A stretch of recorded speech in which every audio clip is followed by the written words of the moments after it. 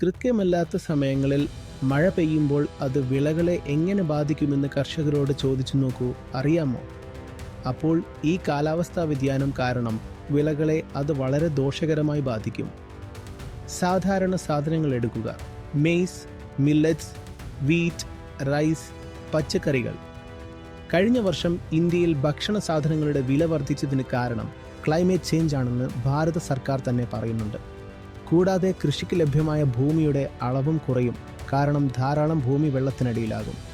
ലോകത്ത് ഏറ്റവും കൂടുതൽ ജനസാന്ദ്രതയുള്ള സ്ഥലങ്ങൾ ഇവയാണ്. ഇവിടെയാണ് ക്ലൈമറ്റ് ചേഞ്ചിൻ്റെ ഏറ്റവും വലിയ ആഘാതം ഉണ്ടാകുന്നത്. ഇവിടെയാണ് ഭക്ഷണം ഉൽപ്പാദിപ്പിക്കുന്നത്. ഇവിടെയാണ് പാവപ്പെട്ടവർ താമസിക്കുന്നത്. അതിൻ്റെ ഫലം എന്തായിരിക്കും? വലിയ രീതിയിലുള്ള മൈഗ്രേഷൻ ഉണ്ടാകും.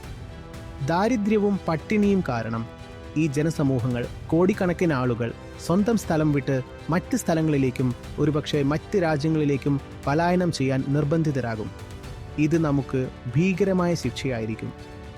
ഏത് പ്രോസ്പെറിറ്റിക്കും പണത്തിനും വേണ്ടിയാണോ നമ്മൾ ഈ ഭൂമിയെ മുഴുവൻ നശിപ്പിച്ചത്, ആ പ്രോസ്പെറിറ്റി പോലും നമ്മളിൽ നിന്ന് തട്ടിയെടുക്കപ്പെടും.